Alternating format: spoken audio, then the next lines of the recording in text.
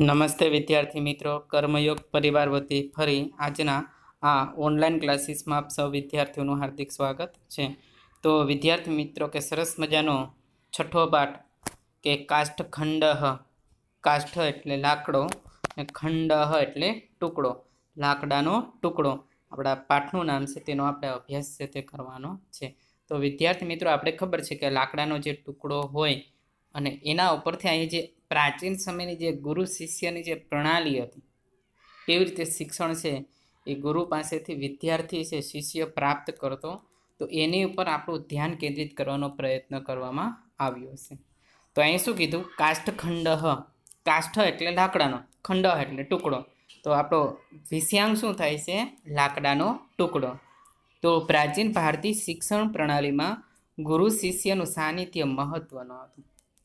તો આપણી જે પ્રાચીન શિક્ષણ પ્રણાલી છે, આપણે ઘણી વખત રામાયણ, મહાભારત કે શ્રી કૃષ્ણ કોઈ પણ આપણે સિરિયલ જોતા હોઈએ તો એની જે શિક્ષણ પ્રણાલી છે તો એ આપણા બધાનું છે, એ સૌનું ધ્યાન ખેંચે એમ હતી. તો એ જે શિક્ષણ પ્રણાલીની વાત છે એ આપણા પાઠમાં છે તે કરવામાં આવી છે. હવે શું કીધું કે પ્રાચીન ભારતીય શિક્ષણ પ્રણાલીમાં ગુરુ શિષ્યનું સાનિધ્ય મહત્વનું હતું. વધારેમાં વધારે જે ગુરુ અને શિષ્ય એકબીજાના સંપર્કમાં રહેતા, ને જેને લીધે એ ગુરુ છે એ પોતાના શિષ્યને વિશેષ જ્ઞાન પણ પીરસી શકતો હતો. ને ઘણી વખત જે શિષ્યના કોઈ પણ એવા પ્રશ્ન મૂંઝવતા હોય તો ગમે ત્યારે જઈ અને ગુરુ પાસે જઈ એનું સોલ્યુશન છે તે કરી શકતો હતો. એટલા માટે શું કીધું કે ગુરુ શિષ્યનું સાનિધ્ય મહત્વનું હતું. ગુરુકુળમાં નિવાસ કરી વિદ્યા અભ્યાસ કરવાની પરંપરાને કારણે આખો દિવસ બંનેનો સાથ રહેતો. હવે જે ગુરુકુળ પ્રણાલી, આપણી જે મુખ્ય જે પ્રાચીન જે શિક્ષણ પ્રણાલી કેવી હતી વિદ્યાર્થી મિત્રો? ગુરુકુળ પ્રણાલી હતી. અને એમાં જે વિદ્યાર્થી છે વિદ્યા અભ્યાસ દરમિયાન એમાં આશ્રમમાં રહેવાનું હોય છે અને આખો દિવસ ગુરુ અને શિષ્ય બને છે એકબીજાના સંપર્કમાં છે તે રહેતા હોય છે. તેથી ગમે તે ઘડીએ અને ગમે તે સ્થળે ગુરુ પોતાના શિષ્યને જ્ઞાન પીરસવાનું રાખતા હતા. હવે ત્યાર પછી એ આખો દિવસ ગુરુ અને શિષ્ય સંપર્કમાં રહેતા, ને જેને લીધે એ ગુરુને ઈચ્છા થાય કે હાલો મારે આ વિષયાંગ મારે ભણાવવો છે, આ મારે જ્ઞાન પીરસવું છે, તો ગમે ત્યારે ગમે તે સ્થળ ઉપર છે એ ગુરુ અને શિષ્ય એકબીજાને છે તે જ્ઞાન છે, ગુરુ છે પોતાના શિષ્યના જ્ઞાન છે તે પીરસી શકતા હતા. શા માટે? કે ગુરુકુળની પ્રણાલી મુજબ છે એ શિષ્યને એ ગુરુના આશ્રમમાં છે તે રહેવાનું ફરજિયાત હોય એટલા માટે. આ કારણે નિયત અભ્યાસક્રમનો પાઠ ભણવાની સાથે સાથે ક્યારેક સાહજિક રીતે અને ક્યારેક આકસ્મિક રીતે પણ શિષ્યને જ્ઞાન પ્રાપ્ત કરવાનો અવસર છે તે મળતો હતો. આ પરંપરા આજે પણ પ્રાચીન પદ્ધતિથી સંસ્કૃતનું અધ્યયન અધ્યાપન કરાવતી પાઠ્યશાળાઓમાં અને ગુરુકુળોમાં સચવાયેલી છે. હવે અહીં શું કીધું વિદ્યાર્થી મિત્રો કે જેથી આ જે પરંપરા છે કે અત્યારે પણ આપણે ઘણી બધી ભારતમાં ઘણી બધી એવી પરંપરા છે અને પ્રાચીન પદ્ધતિથી જે સંસ્કૃતનું અધ્યયન અને અધ્યાપન થાય છે અને અહીંયા શિષ્યને એ ગુરુના આશ્રમમાં છે તે રહેવું પડે છે અને અહીંયા એને હજી પણ આવો સરસ મજાનો જ્ઞાન પ્રાપ્ત કરવાનો જે પ્રસંગ છે, અવસર છે તે તેમને મળતો રહે છે. આ પરંપરા આજે પણ પ્રાચીન પદ્ધતિથી સંસ્કૃતનું અધ્યયન એટલે ભણવું ને અધ્યાપન એટલે ભણાવવું કરાવતી પાઠ્યશાળાઓમાં ગુરુકુળોની સચવાયેલી છે. આવો જ એક પ્રસંગ આ પાઠમાં છે. હવે આપણે સરસ મજાને હજી પણ પ્રાચીન સમયમાં તો ગુરુકુળ પ્રણાલી હતી જ, પરંતુ અત્યારે પણ ઘણી બધી સંસ્કૃત જે પાઠશાળાઓ છે ત્યાં જે ઘણું બધું જે આપણે શાસ્ત્રને લગતું જે જ્ઞાન છે તે આપવામાં આવે છે. તો એવી અત્યારે પણ ઘણી બધી એવી જે શાળાઓ છે આપણા ભારતમાં, આપણા ગુજરાતમાં અસ્તિત્વ ધરાવે છે. ત્યાં હજી પણ એ ગુરુના સાનિધ્યમાં છે એ શિષ્યને રહેવું પડે છે અને ત્યાં એને અભ્યાસ કરવો પડે છે. તો આ જેને લીધે તો એવો જ એક પ્રસંગ છે આપણે આ પાઠમાં છે તે શીખવાનો છે. આપણે વિદ્યાર્થી મિત્રો આપણે સતત ને રાતને દિવસ આપણે શિક્ષકની સાથે જ રહેતા હોય અને આખો જે આશ્રમ જ એવો હોય તો વિદ્યાર્થી મિત્રો આપણે પણ ઘણું બધું જે શિક્ષણ લેવાની જે મજા છે તે આપણે માણી શકીએ છીએ. તો ગુરુને ઈચ્છા થાય કે મારે આજે સાંજે છે સરસ મજાનો આકાશી નજારો હોય અને એમ થાય કે મારે આજ સાંજે વિદ્યાર્થીઓને ખગોળશાસ્ત્ર વિશે ભણાવવું છે, આકાશી તારાઓ વિશે ભણાવવું છે, તો એ વિદ્યાર્થી મિત્રો રાતને જ આવો પ્રસંગ પ્રાપ્ત થાય છે. આપણે અત્યારની જે આધુનિક જે પ્રણાલી છે તો આધુનિક પ્રણાલીમાં આપણે સાંજે સ્કૂલે નથી જઈ શકતા, જેથી આકાશનું જે તારામંડળ છે એ આપણે કોઈ માર્ગદર્શક દ્વારા, શિક્ષક દ્વારા સમજાવી શકતા નથી. તો તો એવી તો ઘણું બધું એવું છે જ્ઞાન છે કે ગુરુને આજે એમ થાય કે મારે આજે વૃક્ષ મારે નદી વિશે ભણાવવું, તો ગુરુ છે એ નદીના કિનારે જઈ અને સરસ મજાની આખું પ્રત્યક્ષ જ્ઞાન દ્વારા છે શિક્ષણ આપી શકતા હતા, જે અત્યારે આપણી જે પાઠશાળાઓમાં આવું ઉપલબ્ધ હોતું નથી, કેમ કે દરેક જગ્યાએ દરેક શાળાની નજીક છે તે નદી છે તે હોતી નથી. તો અહીંયા છે કે એક પ્રસંગ છે કે નદી કિનારે શિષ્ય સાથે ભ્રમણ કરતા ગુરુને આકસ્મિક રીતે નદીના પાણીમાં તરતો એક કાષ્ઠખંડ લાકડાનો ટુકડો નજરે પડે છે. તો એક વખત એક પ્રસંગનો અહીંયા આપણે જે અભ્યાસ કરવાનો છે એ પાઠમાં, તો એક ગુરુ અને શિષ્ય ગંગા નદીના કિનારે ફરતા હોય છે, કિનારા પર ચાલતા જતા હોય છે, ને એમાં જે ગુરુની દ્રષ્ટિ છે એ પાણીના પ્રવાહની સાથે લઈ જતો લાકડાના ટુકડા પર એમની નજર છે તે પડે છે. આકસ્મિક રીતે નદીના પાણીમાં તરતો એક કાષ્ઠખંડ લાકડાનો ટુકડો નજરે પડે છે. તે તરત જ ગુરુની પ્રજ્ઞા એટલે બુદ્ધિ પોતાના શિષ્યને એક મહત્વનું જ્ઞાન પીરસવા માટે સક્રિય બને છે, એકદમ સતેજ થઈ જાય છે, અને એને એમ થાય કે આ સરસ મજાને કંઈક નવી ઘટના બની, એક પ્રસંગ બન્યો, ને આ શા માટે આ લાકડાનો ટુકડો છે પાણીમાં તરે, એનું અંતિમ લક્ષ્ય શું છે, આ બધું છે તે ગુરુની જે બુદ્ધિ છે, પ્રજ્ઞા છે એ જાણે છે. ને એટલા માટે ને આ જે નદીનામાં પડેલા કાષ્ઠખંડ દ્વારા છે વિદ્યાર્થીને ઘણું બધું શીખવા મળે છે. તો એટલા માટે જે ગુરુ છે એના શિષ્યને છે તે જ્ઞાન પીરસવા માટે એકદમ તત્પર બને છે.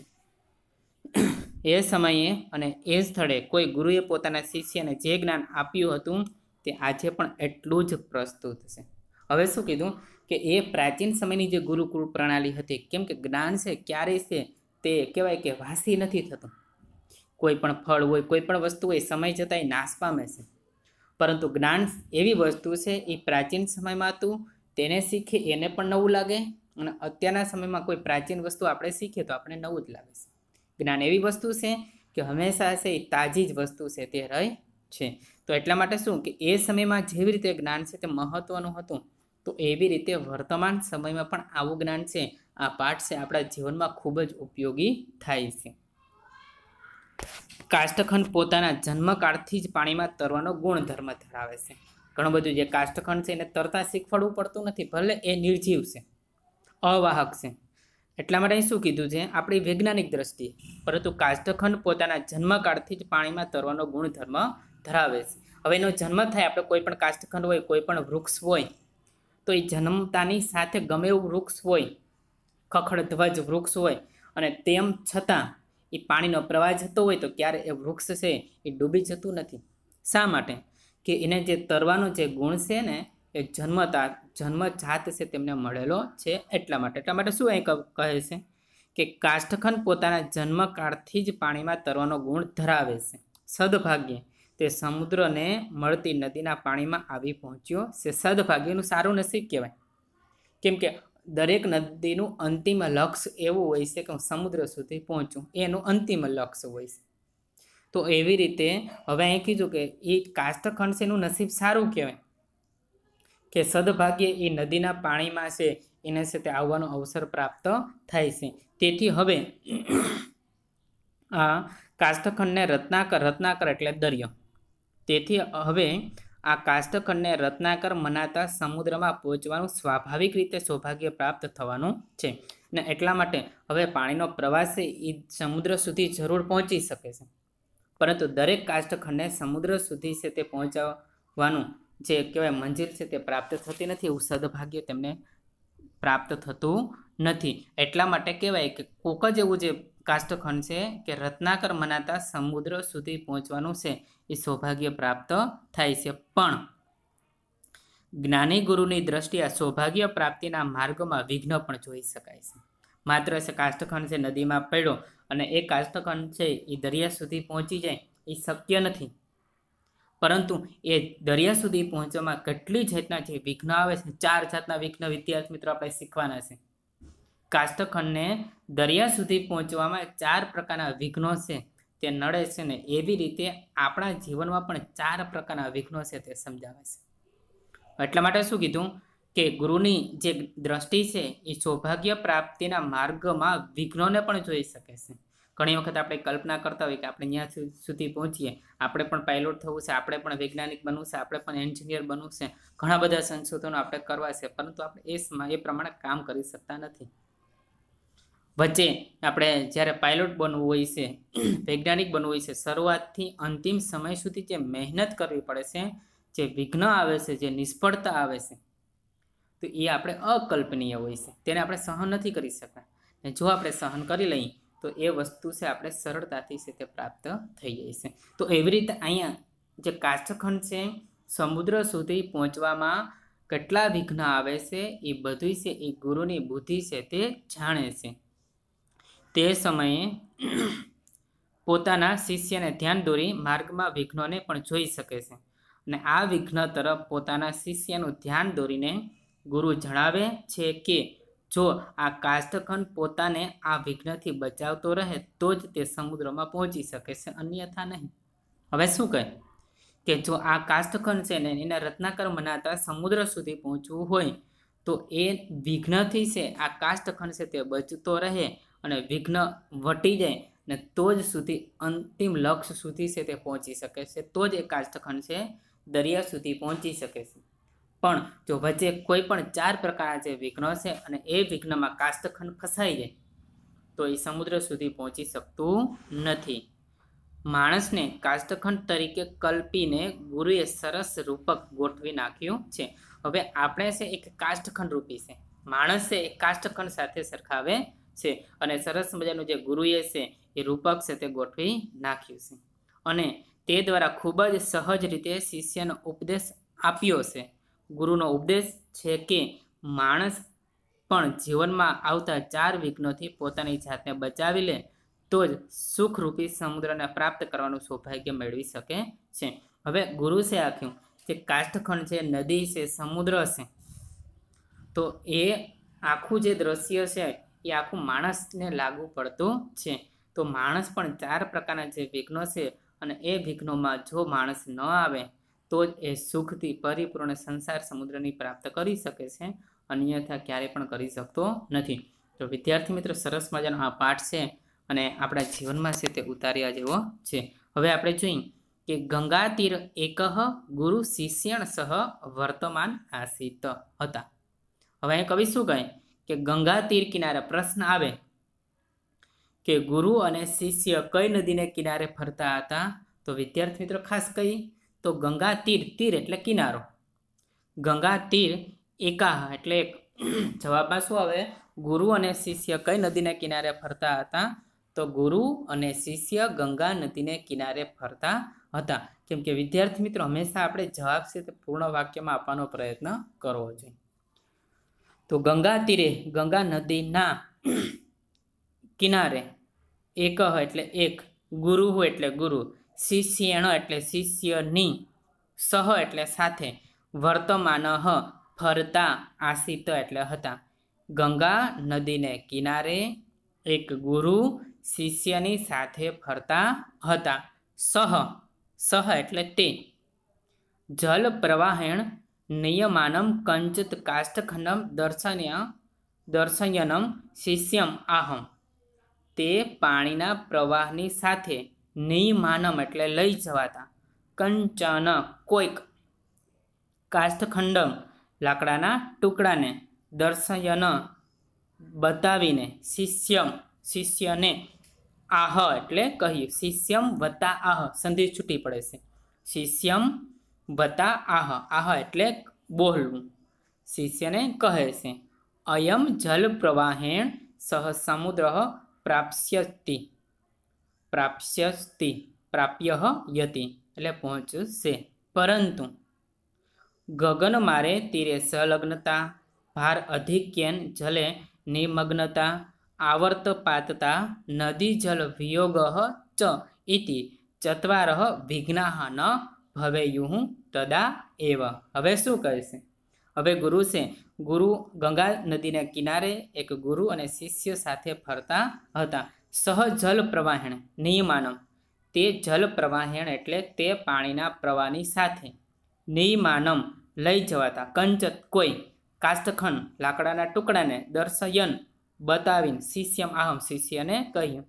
તે પાણીના પ્રવાહની સાથે લઈ જતા કોઈ લાકડાના ટુકડાને બતાવીને કહ્યું, અયમ આ જલ પ્રવાહેણ પાણીના પ્રવાહની સહ એટલે સાથે સમુદ્રમ સમુદ્રમાં પ્રાપ્સ્યતિ પહોંચશે. આ પાણીના પ્રવાહની સાથે સમુદ્રમાં પહોંચશે. પરંતુ હવે ગુરુ છે એ નદીના કિનારામાં એ કાષ્ઠખંડ જાય છે અને એ સમય દરમિયાન ગુરુ છે એના શિષ્યને બતાવે છે કે આ કાષ્ઠખંડ છે એ પાણીનો જે પ્રવાહ છે અને પ્રવાહની સાથે સમુદ્રમાં પહોંચે છે. આવું ગુરુ છે શિષ્યને જ્ઞાન આપે છે. પરંતુ ક્યારે પહોંચે એટલા માટે કંઈક પરંતુ હવે ક્યારે છે તે પહોંચે? ગમન માર્ગે જવાના માર્ગમાં તીરે સંલગ્નતા કિનારા પરનું જોડાણ. હવે કાષ્ઠખંડ છે એ નદીમાંથી જતું હોય, પાણીના પ્રવાહ જતું હોય અને સમુદ્ર સુધી પહોંચવામાં એને 4 પ્રકારના વિઘ્ન છે ને તે આવે ને એ બતાવે છે. પરંતુ ગમન માર્ગે પરંતુ જવાના માર્ગમાં તીરે સંલગ્નતા એટલે કિનારા પરનું જોડાણ. ભાર અધિક્યેન ભારની અધિકતાને લીધે જલે એટલે પાણીમાં નિમગ્નતા ડૂબી જવું. પેલું છે કિનારા પરનું જોડાણ, ભાર અધિક્યન જલે નિમગ્નતા, ભારની અધિકતાને લીધે પાણીમાં ડૂબી જવું, આવર્તપાતતા વમળમાં પડવું. આવર્તપાતતા શબ્દ ઘણી ફેરી પૂછાયેલો છે. આવર્તપાતતા એટલે વમળમાં ફસાવું. ને નદી જલ વિયોગ વત્તા ચ વત્તા ઇતિ નદીના પાણીના પ્રવાહથી વિયોગ છૂટું પડવું. નદીના પાણીથી છૂટું પડવું. ચત્વારઃ વિઘ્ના ન ભવે તદા એવ નદીના પાણીનાથી જુદું પડવું. જો 4 વિઘ્ન ન હોય તદા એટલે ત્યારે, એવ એટલે જો ત્યારે જ. હવે શું કહી કે હવે કિનારા પરનું જોડાણ. હવે પાણીના પ્રવાહમાં જે કાષ્ઠખંડ જતો હોય અને એ કાષ્ઠખંડ છે કિનારા ઉપર છે ફસાઈ જાય તો સમુદ્ર સુધી પહોંચી શકતો નથી, કિનારા પર જ રહી છે. બીજું વિઘ્ન છે કે કદાચ લાકડો કોઈ પણ હોય ને એનો ભાર વધી જાય, ભાર અધિકે જલે નિમગ્નતા. કદાચ કાષ્ઠખંડ હોય એનો ભાર વધારે હોય તો પાણીમાં છે તે ડૂબી જાય છે અને તળિયે પડ્યું રહે છે અને તે ક્યારેય સમુદ્ર સુધી પહોંચી શકતું નથી. બીજું વિઘ્ન છે. પેલું છે કિનારા પરનું જોડાણ, ભારની અધિકતાને લીધે પાણીમાં ડૂબી જવું. ત્રીજું આવર્તપાતતા વમળ. આપણે પાણી ઘણી વખત ઊંડું પાણી હોય અને અહીંયા વમળ છે ગોળ ગોળ ચક્રી છે તે ફરતી હોય છે ને એમાં આપણે કોઈ પણ વસ્તુ આપણે નાખી હોય તો એમનો ગોળ ગોળ ફરે છે, એમાં ક્યારેય બહાર નથી નીકળી શકતું. તો આવી રીતે આવી જે આવર્ત હોય, વમળ હોય અને એમાં એક કાષ્ઠખંડ આવી જાય તો ગોળ ગોળ ફેરે રાખે છે ને ક્યારે આગળ છે તે વેગ કરી શકતું નથી. ને ચોથું વિઘ્ન છે નદી જલ વિયોગ ચ અને નદીના પાણીથી છૂટા પડવું. નદીનું પાણી છે એ જતું હોય અને એનાથી દૂર ફંગોળાઈ જાય ને છૂટું પડી જાય ને તો પણ એ કાષ્ઠખંડ છે તે ક્યારેય છે નદીના સમુદ્ર સુધી છે તે પહોંચી શકતું નથી. એટલા માટે શું કીધું?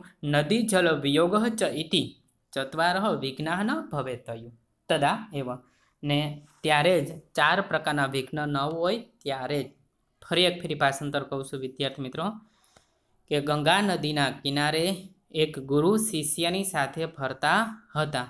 તે પાણીના પ્રવાહની સાથે લઈ જતા કોઈ લાકડાના ટુકડાને બતાવીને શિષ્યને કહે છે, આ પાણીના પ્રવાહની સાથે સમુદ્રમાં પહોંચશે. પરંતુ જવાના માર્ગમાં કિનારા પરનું જોડાણ, ભારની અધિકતાને લીધે પાણીમાં ડૂબી જવું, વમળમાં ફસાવું અને નદીના જળથી છૂટું પડવું. જો આ 4 વિઘ્ન ન હોય ત્યારે. ગુરુ અગ્રે સંધિ છૂટી પડે વિદ્યાર્થી મિત્રો. ગુરુ અગ્રે, ગુરુ એટલે ગુરુ, અગ્રે એટલે આગળ. ઉપદિશતિ શિષ્યમ, ગુરુ અગ્રે શિષ્યમ ઉપદિશતિ. ગુરુ શિષ્યને આગળ ઉપદેશ આપે છે. હવે 4 વિઘ્ન છે તે સમજાવી દે છે કે આ 4 વિઘ્ન છે અને 4 વિઘ્ન જો કાષ્ઠખંડને ન નડે તો જ એ સમુદ્ર સુધી પહોંચી શકે છે, નકર ક્યારેય પણ કાષ્ઠખંડ છે તે પહોંચી શકતો નથી. ગુરુ અગ્રે ઉપદિશતિ, ગુરુ આગળ ઉપદેશ આપે છે. વયમ સર્વે માનવાહ અપી કાષ્ઠખંડા એવ. ગુરુ અગ્રે સંધિ છૂટી પડે છે. ગુરુ વત્તા અગ્રે શિષ્યમ એટલે શિષ્યને, ઉપદિશતિ એટલે ઉપદેશ આપે છે. ગુરુ શિષ્યને આગળ ઉપદેશ આપે છે। વયમ એટલે આપણે, અહમ આવામને વયમ, તો વયમ આપણે, સર્વે એટલે બધા, માનવાહ માણસો, અપી એટલે પણ, કાષ્ઠખંડા એવ કાષ્ઠ લાકડાના ટુકડા જ સી, આપણે બધા જ માણસો પણ, આપણે બધા માણસો પણ લાકડાના ટુકડા જ સી। અસ્માકમ જીવનમ એવ નદી, સંધિ છૂટી પડે છે, જીવનમ વત્તા એવ, નદી એટલે નદી, આપણું જીવન નદી છે। હવે અહીં શું ગુરુ શિષ્યનો ઉપદેશ આપે છે કે આપણે વયમ સર્વે માનવા અપી કાષ્ઠખંડા એવ એવ, આપણે બધા માણસો પણ લાકડાના ટુકડા છીએ। અસ્માકમ જીવનમ એવ નદી, આપણું જીવન જ નદી છે। પરિવાર પ્રવાહરૂપ, પરિવાર પ્રવાહરૂપ છે। તત્ર સ્નેહ રૂપમ જલમ વહતી, તત્ર એટલે ત્યાં, સ્નેહ રૂપમ એટલે સ્નેહરૂપી, જલમ એટલે પાણી, વહતી એટલે વહે છે, ત્યાં સ્નેહરૂપી પાણી વહે છે। સ્વકીય પરિવારે જીવનમ જીવંત કાષ્ઠરૂપામ વયમ સુખપૂર્ણમ સંસાર સમુદ્રમ અવશ્યમ પ્રાપ્તુમ શક્નો યદિ ચત્વારઃ વિઘ્ન ન ભવંતી। હવે શું કહે કે પરિવાર પ્રવાહરૂપ, આપણું જીવન છે તે નદીરૂપ છે, પરિવાર પ્રવાહરૂપ છે, તત્ર એટલે ત્યાં, અત્ર એટલે અહીંયા, ત્યાં સ્નેહરૂપમ જલમ વહતી, ત્યાં સ્નેહરૂપી જળ વહે છે।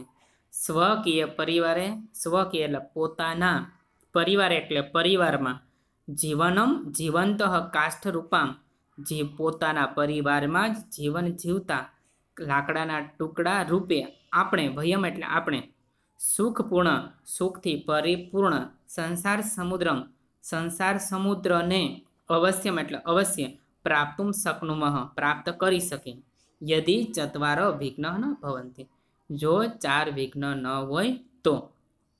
ફરી ભાષાંતર કહું છું। ગુરુ આગળ ઉપદેશ, ગુરુ શિષ્યને આગળ ઉપદેશ આપે છે।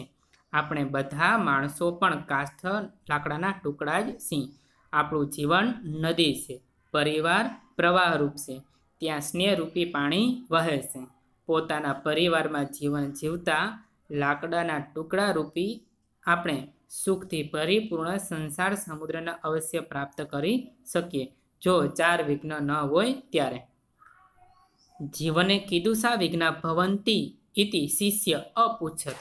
હવે શું કહે છે, જીવન એટલે જીવનમાં, કીદુષા એટલે કેવા, વિઘ્ના એટલે વિઘ્નો, ભવંતી ઇતિ હોય છે, એમ, ઇતિ એટલે એમ, શિષ્ય એટલે શિષ્ય, અપુચ્છત એટલે શિષ્ય પૂછે છે। જીવનમાં કેવા વિઘ્નો હોય છે એમ શિષ્ય પૂછે છે। જીવને કીદુષા વિઘ્ના ભવંતી ઇતિ શિષ્ય અપુચ્છત, જીવનમાં કેવા વિઘ્નો હોય છે એમ શિષ્ય પૂછે છે। ગુરુ સમ ઉપાદિશત, ગુરુ ઉપદેશ આપે છે, ગુરુ સમ ઉપાદિશત, ગુરુ ઉપદેશ આપે છે। નદી રૂપે જીવને, નદી રૂપી જીવનમાં, આહાર એટલે આહાર, નિંદ્રા એટલે નિંદ્રા, ભયા એટલે ભય, દય એટલે વગેરે, તીરભૂતા સંતિ કિનારા રૂપ છે। ગુરુ શિષ્યને ઉપદેશ આપે છે, નદી રૂપી જીવનમાં આહાર, નિંદ્રા, ભય વગેરે કિનારા રૂપ છે। તીરે શું સંલગ્નતા નામ, આહાર નિંદ્રા ભય, તીરે શું એટલે કિનારા પરનું, સંલગ્નતા એટલે જોડાણ, કિનારા પરનું જોડાણ એટલે નામ એટલે કિનારા પરનું જોડાણ એટલે આહાર, નિંદ્રા, ભય વગેરેના સેવનમાં સતત પ્રવૃત્ત રહેવું। કિનારા પરનું જોડાણ એટલે કયું ખબર છે, તો આપણે સતત આહાર, નિંદ્રા અને ભયમાં સતત ને સતત આપણે પ્રવૃત્ત રહીએ તો એ આપણા જીવનમાં છે તે વિઘ્નરૂપ બને છે અને આપણે આગળ છે જીવનમાં વધી શકતા નથી। એટલા માટે કહે છે કે નદી રૂપી જીવનમાં આહાર, નિંદ્રા, ભય વગેરે કિનારા પરનું જોડાણ છે, એટલે કે કિનારા પરનું જોડાણ એટલે કે આહાર, નિંદ્રા, ભય વગેરેના સેવનમાં સતત પ્રવૃત્ત રહેવું। વસ્તુતઃ હકીકતમાં તો, વસ્તુ હું એટલે હકીકતમાં તો, આહારદય આહાર વગેરે, સેવન્યા ભવંતી સેવવા યોગ્ય છે. હકીકતમાં તો આહાર વગેરે સેવવા યોગ્ય છે. તથાપિ તથાવતાપી તો પણ